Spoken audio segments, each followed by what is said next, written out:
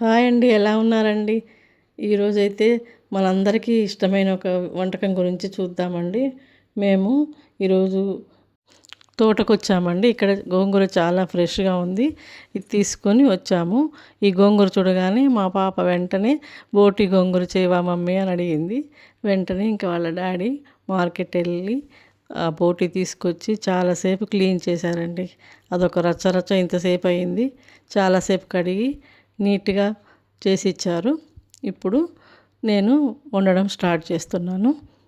బోటి అంతా ఒక కుక్కర్లోకి ఫస్ట్ వేసుకోవాలి. కుక్కర్లోకి వేసుకున్న తర్వాత హోల్ గరం మసాలా దానికి తగినట్టు వేసుకొని ఒక మీడియం సైజు ఉల్లిపాయ ముక్కలు నిలువుగా కోసి పచ్చిమిర్చి కూడా కోసి అవన్నీ కలిపి దాంట్లో వేయాలి. వేసిన తర్వాత 1 స్పూన్ పసుపు వేసుకోవాలి. 1/2 స్పూన్ సాల్ట్ వేసుకొని కొంచెం కారం కూడా వేసి ఇవన్నీ కలిసేలా కలుపుకోవాలన్నమాట. అలాగే 1/2 స్పూన్ అల్లం కూడా వేసుకోవాలి. దానిలోని 1 స్పూన్ ఆయిల్ వేసుకొని మొత్తం కలిసేలా కలుపుకోవాలి. ఇలా కలపడం వల్ల మొత్తం బాగా పట్టి టేస్ట్గా తయారవుతుంది. ఇలా బాగా కలుపుకోవాలండి.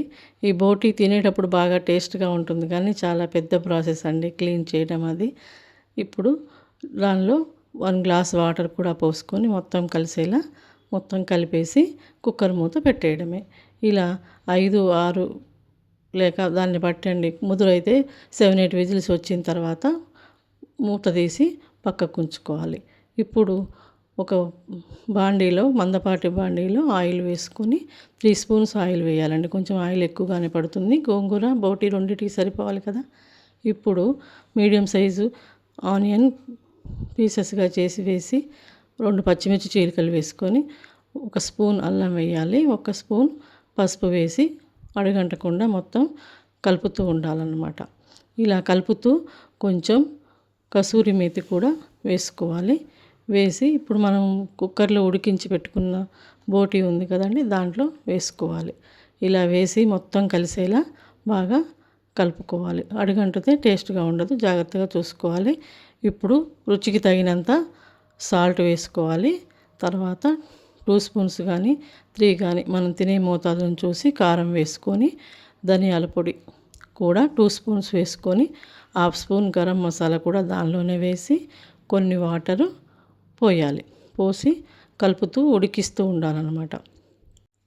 ఇప్పుడు మనము కడిగి శుభ్రంగా జల్లిబుట్టలో వేసుకున్న గోంగూరని ఒక గిన్నెలోకి పెట్టి వేరే స్టవ్ మీద పెట్టుకోవాలి.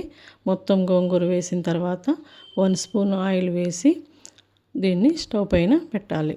ఇలా అది ఉడుకుతూ ఉంటే అటువైపు బోటీని కూడా మధ్య మధ్యలో కలుపుతూ ఉండాలి. గోంగూర మెత్తగా ఉడికిందాక స్టవ్ పైన ఉంచాలి.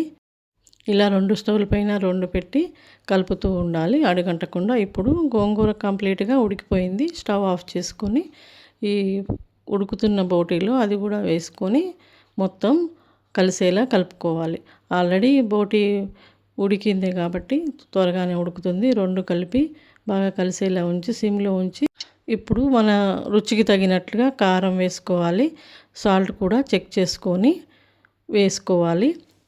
ఈ 2 వేసి బాగా కలిసేలా కలుపుకోవాలి. ఇప్పుడు మాత్రం స్టవ్ హైలో ఉంచకూడదు, అడుగంటుతుంది.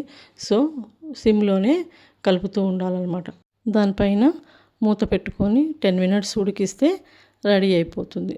ఇప్పుడు ఆయిల్ పైకి వచ్చింది కదా, కంప్లీట్గా ఉడికింది. పైన కొత్తిమీర చల్లేసి స్టవ్ ఆఫ్ చేసుకుంటే వడ్డించేసుకోవడమే. ఇంకా ఎంతో రుచికరమైన గోంగూర బోటి.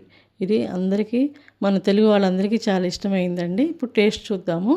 మా పాప రెడీగా ఉందండి తినడానికి. టేస్ట్ చూసి ఎలా వచ్చిందో చెప్తాను నేను. ఇదిగోండి ఇప్పుడే వడ్డించుకుంటున్నాము. మీరు కూడా ఒకసారి తప్పకుండా ట్రై చేయండి.